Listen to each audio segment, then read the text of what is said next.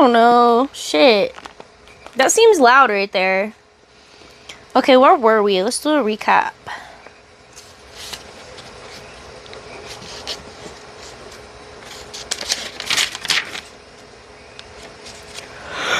Oh my god, I'm already sleepy.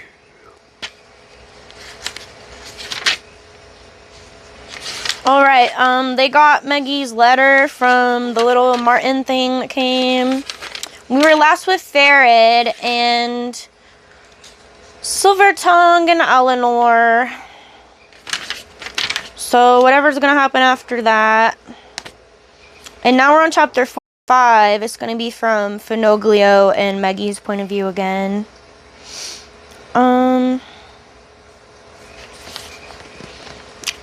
This excerpt is from Kidnapped by Robert Louise Stevenson. If you see the Laird, tell him what you hear. Tell him this makes the 1219 time that Janet Clouston has called down the curse on him and his house. I don't know what that is. Buyer and stable, man, guest and master, wife, Mr. Bairn. Black be their fall.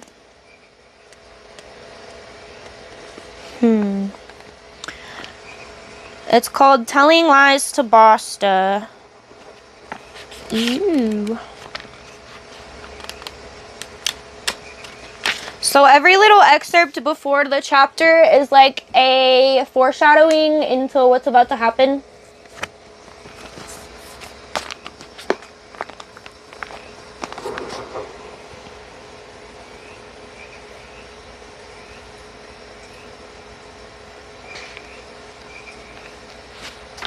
I don't know how much we're really going to read today.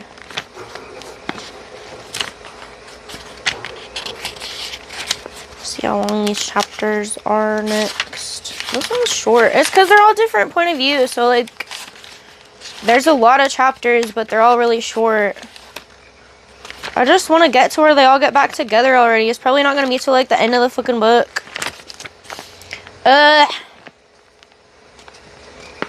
Let's just dance instead.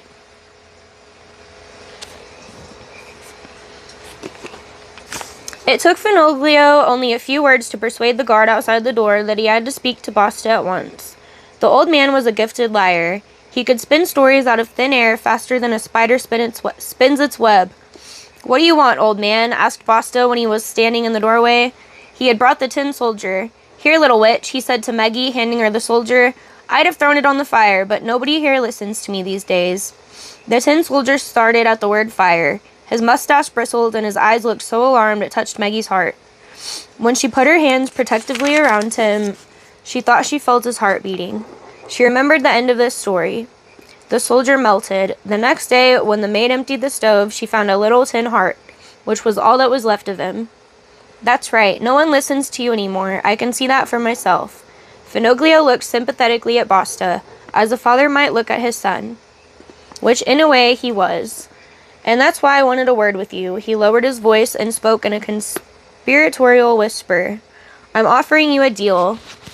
"A deal?" I don't like this where it is. I'll need to go away from me. The fuck, he melted? In his story, in the Tin Soldier story, I'm pretty sure, yeah, he died, and there was just, like, a tin heart left of him. Like, in the real book.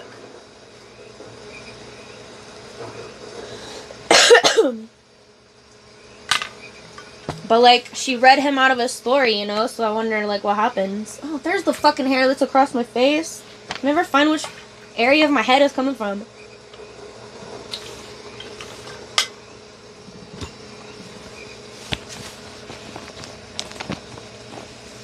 Read the art out of the deal. What?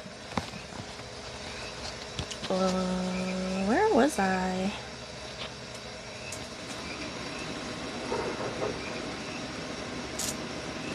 That's right. Well, I already read that. I'm offering you a deal. A deal? Basta scrutinized him with a mixture of wariness and arrogance. "Yes, a deal," repeated Finoglio softly. "I'm bored here. I'm a scribbler, as you so aptly put it. I need paper to live on much as other people need bread and wine and so forth. Bring me some paper, Basta, and I'll help you get those keys back. You remember the keys that the magpie took away from you? Basta took out his knife. When he snapped it open, the tin soldier began trembling so much that the bayonet slipped from his tiny hands. How? Asked Basta, cleaning his fingernails with the tip of his knife. Finoglio bent down to him. I'll write you a magic charm to put a hex on Martola. A hex that will keep her in bed for weeks and give you time to show Capricorn you are the rightful keeper of the keys. Of course, that kind of charm doesn't work instantly. It needs time, but believe you me, when it does start to take effect... Finoglio raised his eyebrows meaningfully. But Basta only wrinkled his nose in scorn. I've already tried with spiders and parsley and salt. The old woman's proof against... Parsley and spiders? Finoglio laughed quietly. What a fool you are, Basta. I'm not talking about children's magic. I mean the magic of the written word. Nothing is more powerful for good or evil, I do assure you.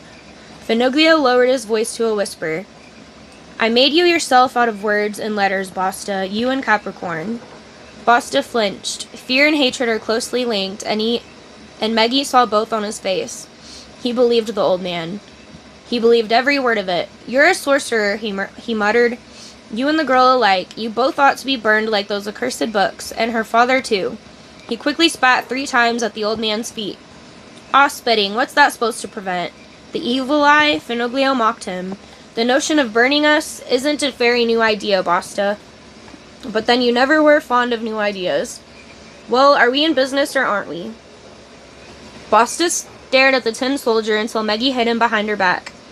Very well, he growled, but I will check what you've been scribbling every day, understand? How are you going to do that, thought Meggie, when you can't read? Basta looked at her as if he heard her thoughts. I know one of the maids, he said. She'll read it to me. So don't try any tricks, right? Of course not, Finoglio nodded energetically. Oh yes, and a pen would be good too. A black one if possible. Basta brought the pen and a whole stack of white typing paper. Finoglio sat down at the table with a purposeful look, put the first sheet of paper in front of him, folded it, and then he tore it neatly into 9 parts. He wrote 5 letters on each piece. They were ornate, barely legible, and always the same.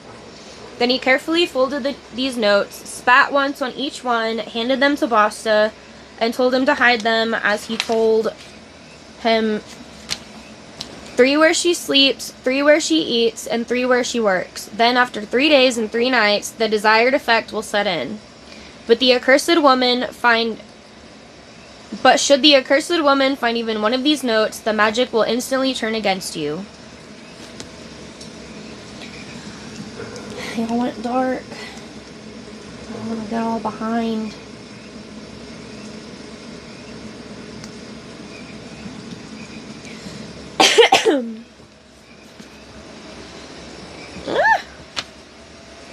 I need some lip balm. I keep forgetting.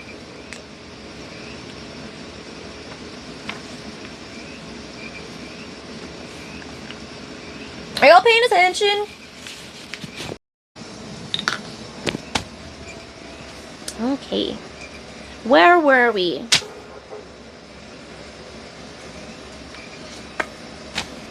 I got too much lip balm. Help. Kinda. That's fair. But should the accursed woman find even one of these notes, the magic will instantly turn against you.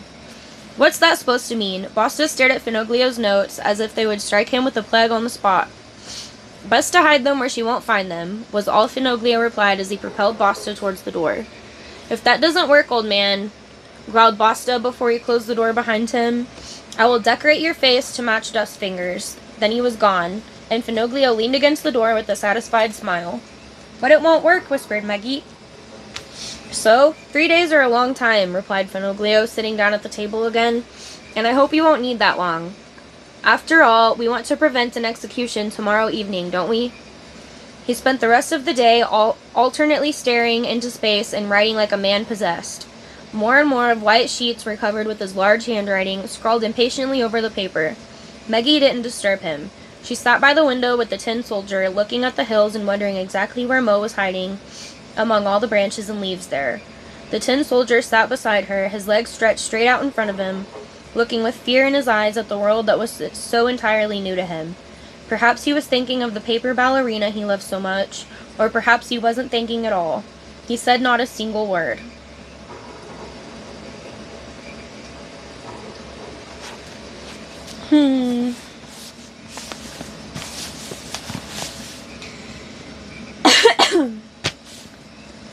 Chapter 46.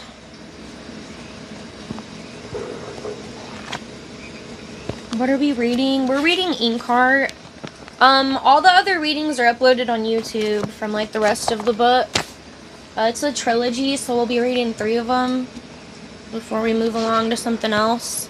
It's gonna be a big decision because, I don't know, it takes so long to read out loud.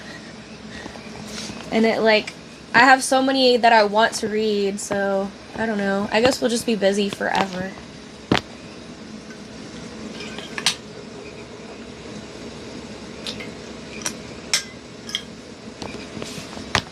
This chapter is called Woken in the Dead of Night.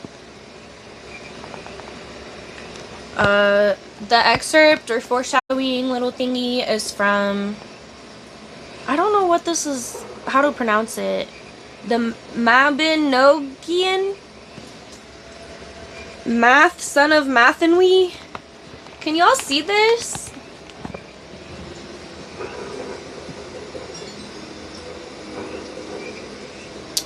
Hey! Thanks for subscribing! Like to travel? I'll go ahead and get you on the board before I start the new page.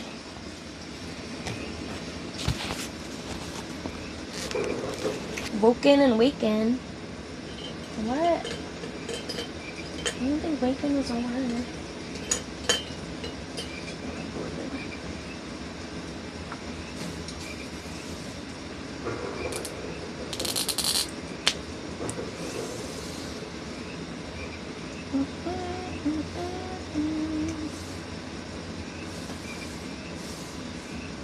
I don't want to put it.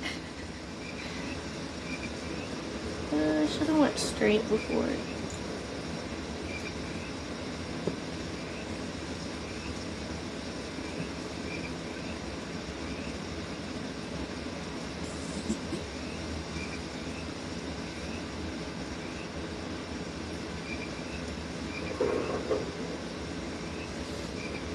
Is there 2 L's?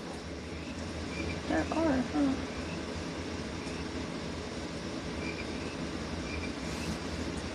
Oh my god. Dog.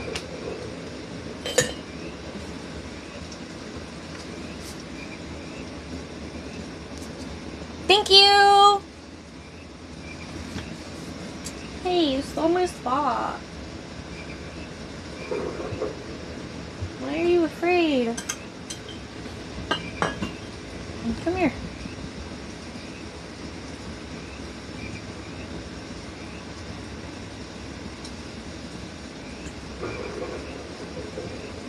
I missed a sub before. Did I?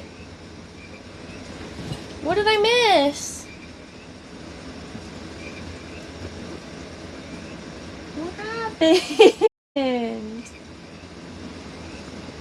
You can lay down.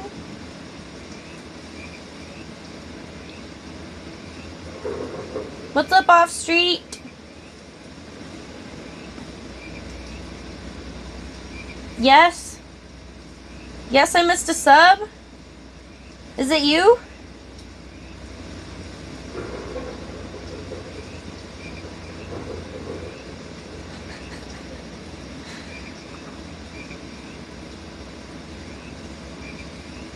It is you? Bro, what? How did I miss this? There wasn't an alert or anything? That's so sad. Hold up. There it is. Why didn't it go off?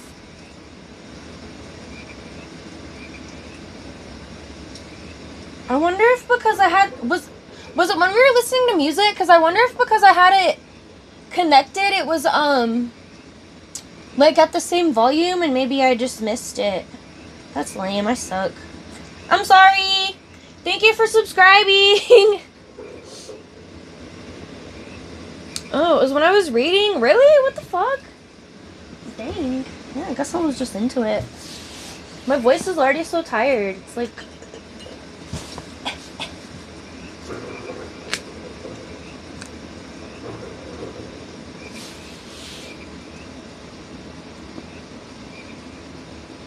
At least someone said something.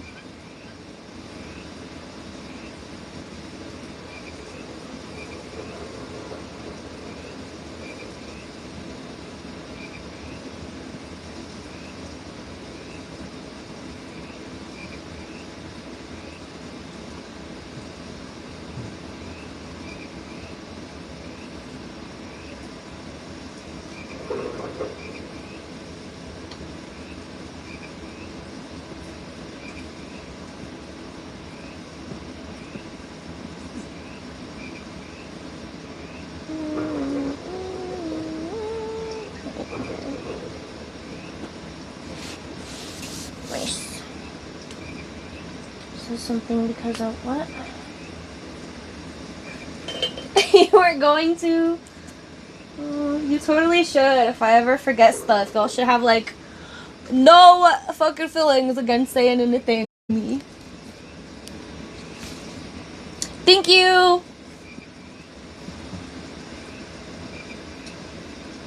I think I'm gonna do them straight next time. It could fit more probably. I just thought it would look cooler.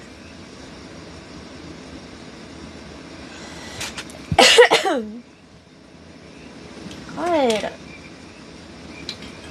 I'm gonna eat some honey or something.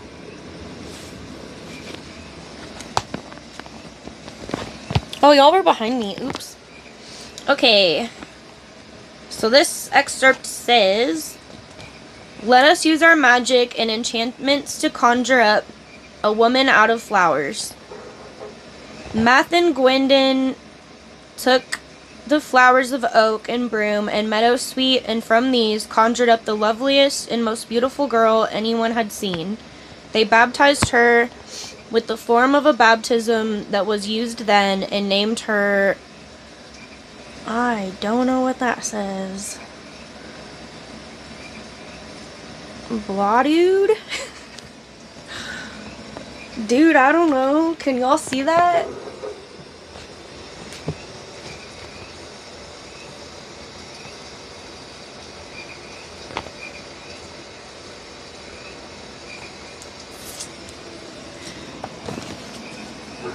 They named her Blood. Am I getting sick? No, I think my voice is just tired. I don't know. I know what happened.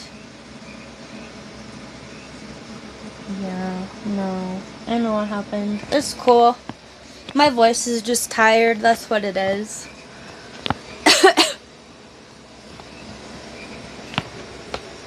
Ah! Okay, that looks stupid. Why don't I what? I'm comfortable. I'm only ever comfortable. I don't make myself uncomfortable for hardly nobody but myself. Okay, this chapter's called Woken in the Dead of Night. I don't know what the flower woman thing is a foreshadowing to. Night had fallen long ago, but Finoglio was still writing. Under the table lay the sheets of paper he had crumpled up. He had discarded many more pages than he had laid aside, collecting those few pages very carefully, as if the words themselves might slip off the paper. When one of the maids, a skinny little thing, brought their supper, Finoglio hid the written sheets he had kept beneath the covers of his bed. Basta did not return that evening. Perhaps he was too busy hiding Finoglio's magic charms. Meggie did not go to bed until everything outside was so dark she couldn't distinguish the hills from the sky. She left the window open. "Good night," she whispered into the dark, as if Mo could hear her. Then she took the tin soldier and clambered up to her bed. She put the little soldier by her pillow. "You're better off than Tinkerbell, honestly," she whispered to him. "Basta has her in her room with him because he thinks fairies bring good luck. And if we ever get out of here, I promise I'll make you a ballerina just like the one in your story." The tin soldier said nothing in reply to that either. He just looked at her with his sad eyes, then barely perceptibly, he nodded. Has he lost his voice too, wondered Maggie, or could he never speak? His mouth did look as if he had never once opened it. If I had the book here, she thought, I could read the story and find out, or I could try to bring the ballerina out of it for him. But the magpie had the book. She had taken away all the books. The tin soldier leaned back against the wall and closed his eyes. No, the ballerina would only break his heart, thought Maggie before she fell asleep. The last sound she heard was Finoglio's pen scribbling over the paper, writing word after word as fast as a weaver's shuttle turning black threads into colorfully patterned cloth. Maggie did not dream of monsters that night. Not even a spider scurried through her dream. Even though she dreamed of a room that appeared to be the bedroom in Eleanor's house, she knew that she was at home. Mo was there too, and so was her mother. She looked like Eleanor, but Maggie knew she was the woman who had been in the net, hanging beside Dustfinger in Capricorn's church. You knew a great many things in dreams, often despite the evidence of your eyes. You know them. She was about to sit down next to her mother on the old sofa surrounded by Mo's bookshelves when someone suddenly whispered her name. Maggie, again and again. Maggie. She didn't want to hear it. She wanted the dream to go on, but the voice kept calling to her. Maggie recognized it. Reluctantly, she opened her eyes. Finoglio was standing beside her bed, his ink-stained fingers as black as the night beyond the window. What's the matter? Let me sleep. Maggie turned her back to him. She wanted to return to her dream. Perhaps it was still somewhere there behind closed eyelids. Perhaps a little of its happiness still clung like gold dust to her lashes. Don't dreams and fairy tales sometimes leave a token behind? The tin soldier was still asleep, with his head sunk on his chest. I finished, Finoglio whispered. Even with the guard's snores reverberating through the door, she couldn't ignore it. Maggie yawned and sat up.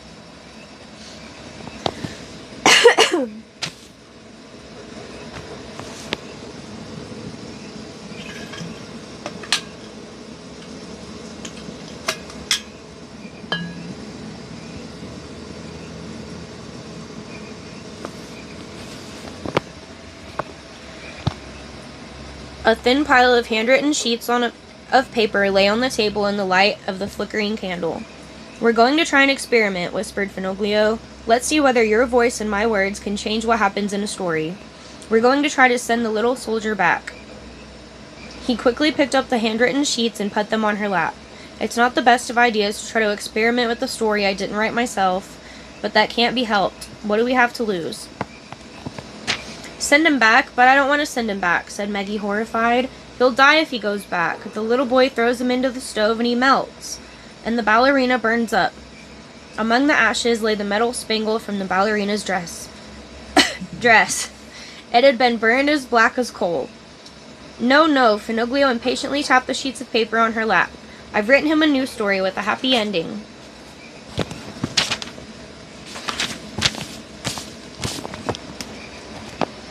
That was your father's idea, changing what happens in stories. He just wanted to get your mother back. He wanted Inkheart rewritten to give her up again. But if the idea really works, Maggie, if you can change the fate of a character you read out of a book by adding new words to a story, then maybe you can change everything about it. Who comes out, who goes in, how it ends, who's happy and who's unhappy afterward. Do you understand? It's just a trial run, Maggie. If the tin soldier disappears, then, believe me, we can change Inkheart too. I still have to work out just how, but for now, will you read this aloud, please? Finoglio took the flashlight out from under the pillow and put it in Maggie's hand. Hesitantly, she turned the beam on the first densely written page. Suddenly, her mouth went dry. Does it really end well? She ran her tongue over her lips and looked at the sleeping tin soldier. She thought she heard a tiny snore.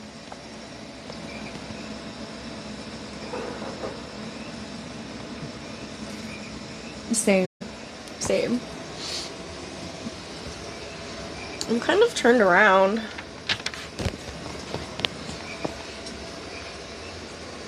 For you guys. No, I wonder what my phone's, like, light settings are, because it turns off pretty quick.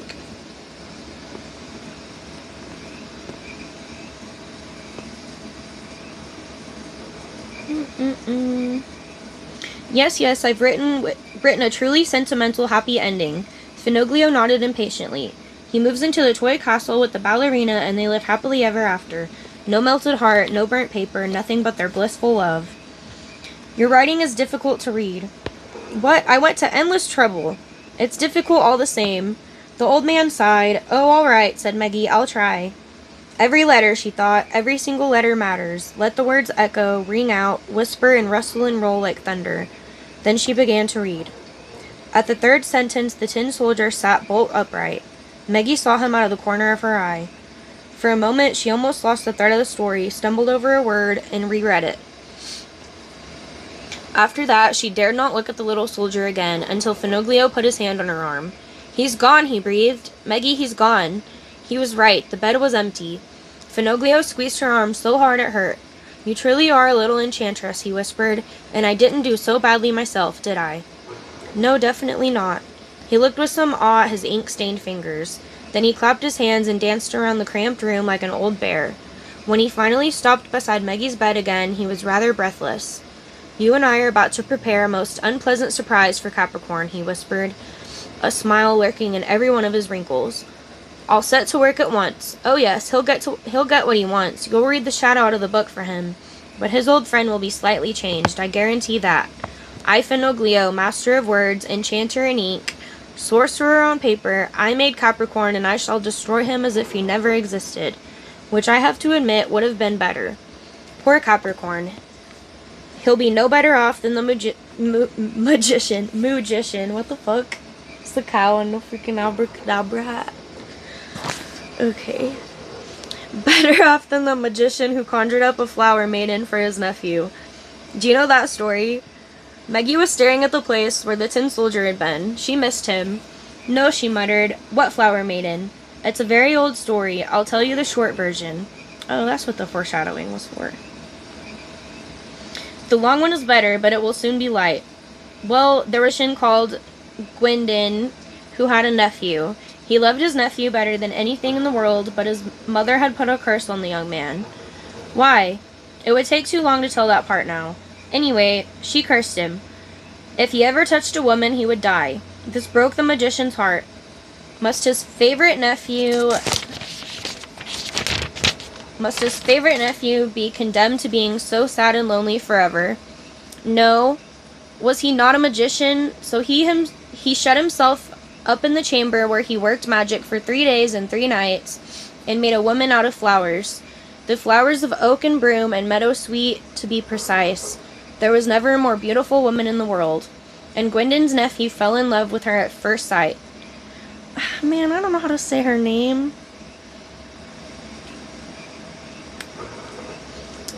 I'm gonna just call her Blod. But Blod, for that was her name, was his undoing. That can't be right. She fell in love with another man, and the two of them killed the magician's nephew. Blod. Meggie savored the name like an exotic fruit. Oh my god. Fuck. I'm sure it's pretty if I knew how the fuck to say it. Okay. How sad. What happened to her? Did the magician kill her too as a punishment? No. Gwendin turned her into an owl, and to this day, all owls sound like a weeping woman. That's beautiful. Sad and beautiful, murmured Meggie. Why were stories often so beautiful? Why were sad stories often so beautiful? It was different in real life. Okay, so now I know the story of the flower maiden, she said. But what does that have to do with Capricorn? The point is that Blod didn't do what was expected of her, and that's our own plan. Your voice and my words, beautiful brand new words, will see to it that Capricorn's shadow does not do what's expected of him. Finoglio looked as pleased as a tortoise who had found a fresh lettuce leaf somewhere entirely unexpected. Then what exactly is he to do? Finoglio wrinkled his brow. His satisfaction was all gone. I'm still working on that, he said crossly, tapping his forehead. And here, it takes time. Voices were raised outside, men's voices. They came from the other side of the wall. Maggie slipped quickly off her bed and ran to the open window. She heard footsteps, rapid, stumbling, fleeing footsteps, then shots. She leaned out of the window so far she almost fell out, but she could see nothing. The noise seemed to come from the square outside the church. "Careful," whispered Finoglio, grasping her shoulders. More shots were heard. Capricorn's men were calling to one another. Their voices sounded angry and excited. Oh, why couldn't she make out what they were saying? She looked at Finoglio, her eyes full of fear. Perhaps he had been able to understand some of the shouting. Words, names. "I know what you're thinking, but it certainly wasn't your father," he soothed her. He wouldn't be crazy enough to creep into Capricorn's house at night. Gently, he drew her back from the window. The voices died away. The night became still again as if nothing had happened. Her heart beating fast, Maggie went back to bed. Finoglio helped her up. "Make him kill Capricorn," she whispered. "Make the shadow kill him." Her own words frightened her, but she did not take them back. Finoglio rubbed his forehead. "Yes, I suppose I mustn't I?" he murmured. Maggie took Mo's sweater and held it close. Door slammed somewhere in the house. The sound of footsteps echoed up to them. Then all was silent again. It was a menacing silence, a deathly silence, thought Maggie. The word kept going through her mind. "Suppose the shadow doesn't obey you," she asked. "Like the flower maiden, then what?" "We had better not even think of that," replied Finoglio slowly. That's the last page of that. Should we stop now or keep going? What do you guys think? I just feel like my voice does not sound that great to listen to right now. I can keep going for like a little bit. I don't know, maybe another chapter. The next one is from Eleanor's point of view. I would like to read that. I could have like a freaking... Hold on. Shut up! God, I'm annoying. I'll be right back. Sorry. Why are you asleep? Not gonna lie, this is making me sleepy. I'm like self-conscious of my freaking veins. But that's cool.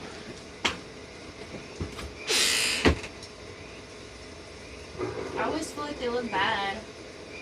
Well, I forgot y'all are way over there. What am I doing? Right.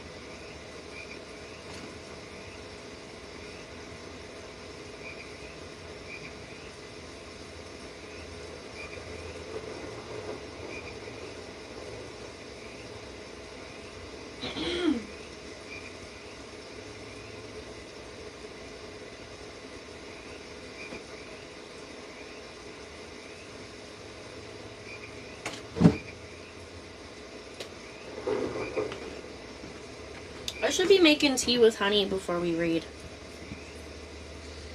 That would be smart.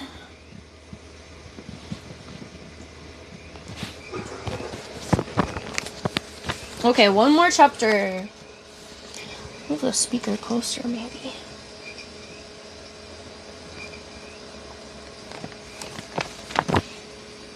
Is the lighting like too bright now or something? I feel like it is. Maybe not. Maybe I'm tripping. I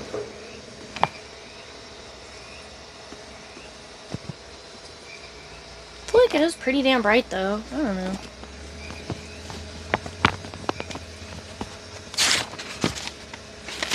Okay, one more chapter. Can y'all make it? Oh, make tea? I could take a break. I'm already so far. I'm so deep. God, it smells so good.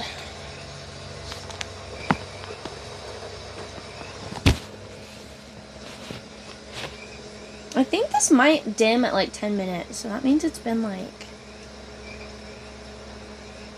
What? Had a bunch of decaying girls in the wardrobe.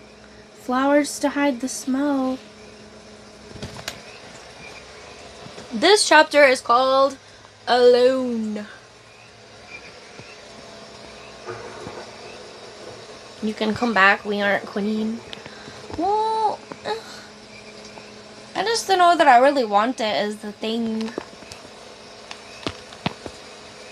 It's sleepy tea, and then I'm gonna be even more sleepy. I could just make regular hot tea, I guess. I don't have to be chamomile.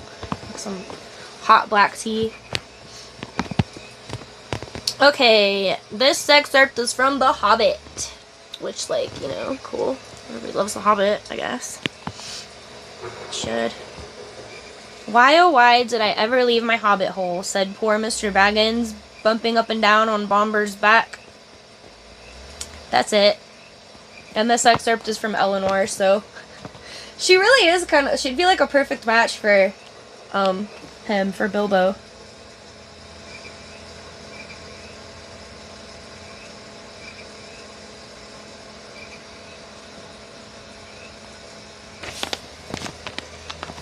When Eleanor heard the shot, she jumped up so fast that she stumbled over her blanket in the dark and fell full length up in the coarse grass.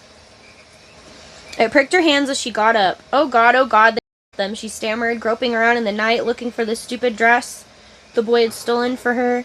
It was so dark she could scarcely see over her own feet.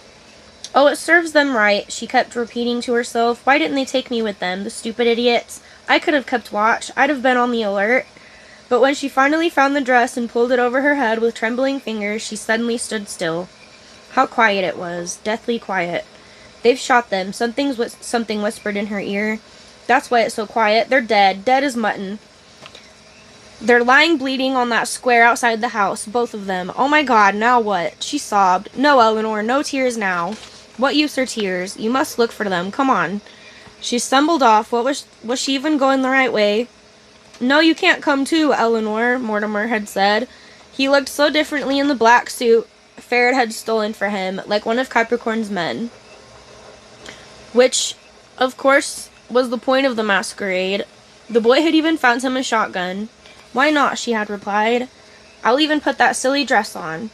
A woman would be conspicuous, Eleanor. You've seen for yourself. There are never any women in the streets at night. Only the guards. Ask the boy.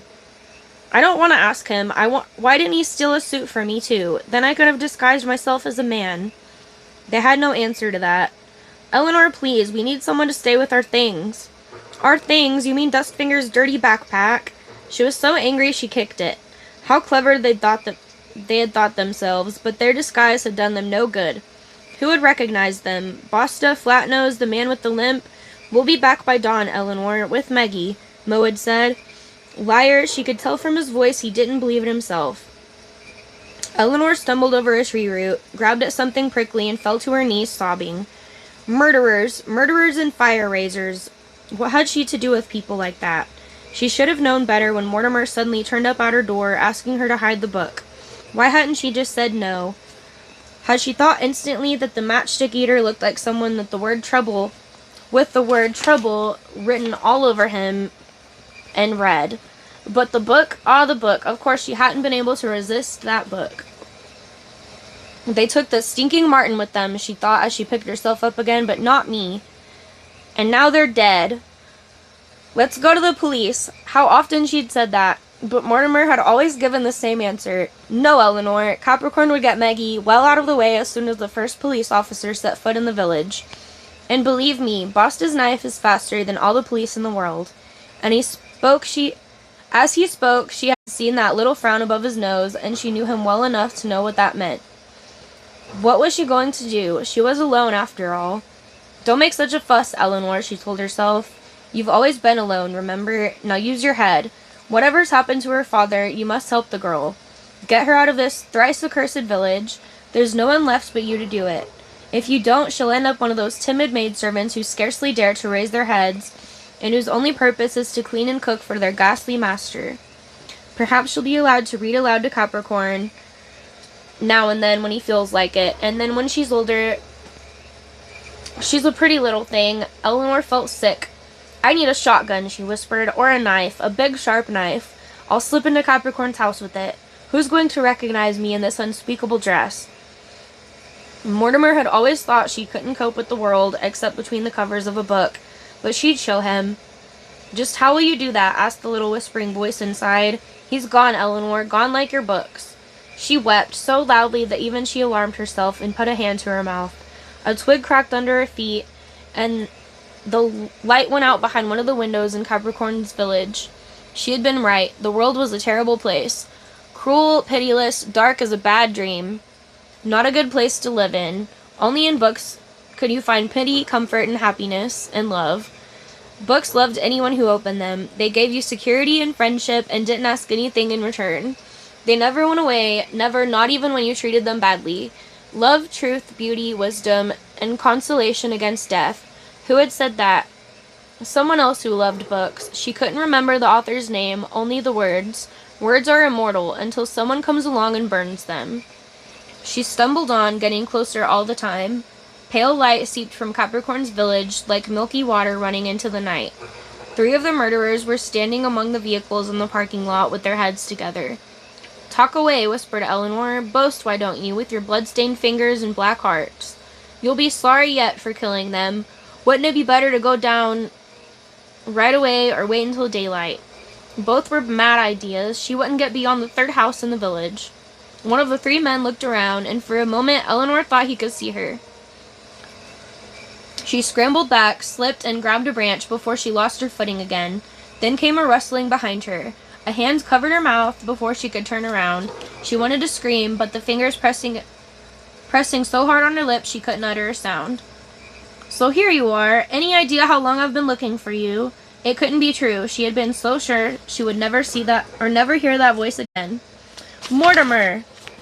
Sorry, but I knew you'd scream. Come on.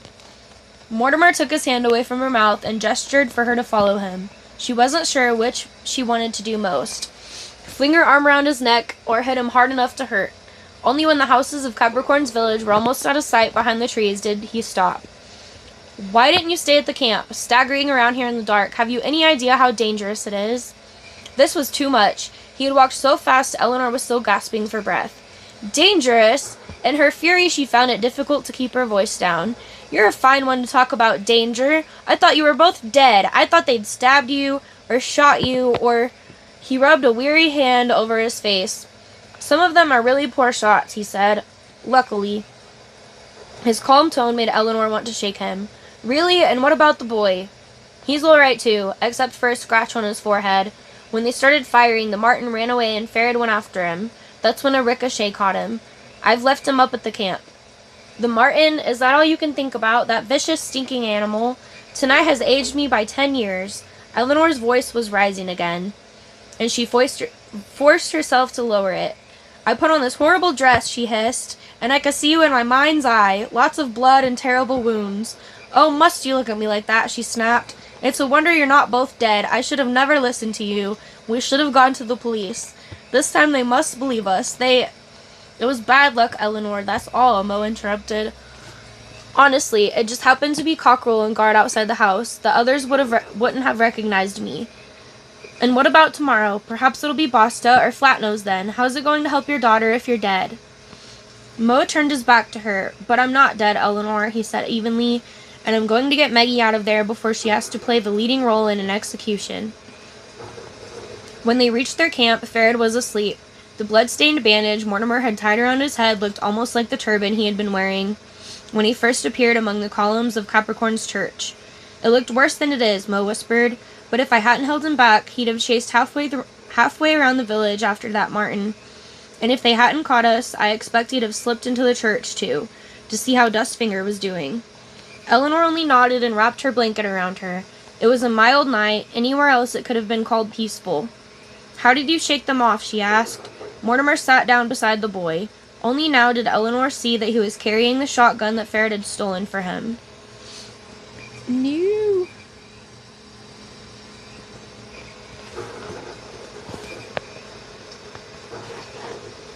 He took it off his shoulder and put it down in the grass beside him. They didn't follow us for long, he said. Why bother? They know we'll be back, and all they have to do is wait. And this time, Eleanor would be with them, she promised herself. She never again wanted to feel as utterly deserted as she had this night. What are you planning to do next, she asked. Farrad's idea was to start a fire. I thought that would be too dangerous, but we're running short of time. Fire! Eleanor felt as if the word would burn her tongue. Ever since she had found the ashes of her book, the mere sight of a matchstick had caused her to panic. Dust fingers taught the boy something about handling fire, and anyway, as we know, even the biggest fool can start one. If we were to send Capricorn's house up in flames... Are you crazy? Suppose it spreads to the hills. Mo bowed his head and stroked his hand over the barrel of the gun. I know, he said, but I can't see another way. The fire will create a diversion, Capricorn's men will be kept busy putting it out, and in all the confusion, I'll try to get through to Meggie while Farid releases Dustfinger. You're mad. This time Eleanor couldn't help her voice rising. Farid muttered something in his sleep, put his hand nervously to the bandage around his head, and then turned over. Mo straightened the boy's blanket and leaned back against the tree trunk. That's our plan all the same, Eleanor, he said. Believe me, I've been racking my brains till I thought I'd go crazy, but there's no other way. And if none of that is any use, I'll set fire to this damn church as well. I'll melt down his gold and reduce his whole damn village to dust and ashes, but I'll have my daughter back. Eleanor had no answer to that. She lay down and pretended to be asleep, even though she couldn't sleep a wink. When day dawned, she persuaded Mortimer to get a little rest himself while she kept watch. Before long, he was fast asleep.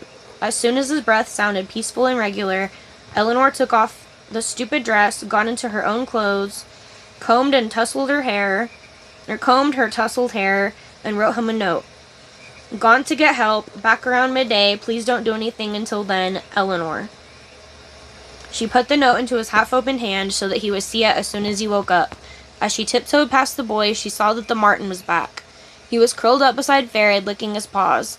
His black eyes stared at Eleanor as she bent over the boy to adjust his bandage. Uncanny little beast, she could never take to him, but Farid loved him like a dog. Sighing, she straightened up. Look after them both, will you? She whispered, then set off. The car was still where she had hidden it under the trees. It was a good hiding place. The branches hung so low she missed the car herself at first. The engine caught immediately. Eleanor listened to the sound of the morning for a moment, but there was nothing to be heard apart from the birds, greeting the day as exuberantly as if it were their last. The nearest village, the last village through which she and Mortimer had driven, was scarcely a half-hour's drive away. There was sure to be a police station there. Okay.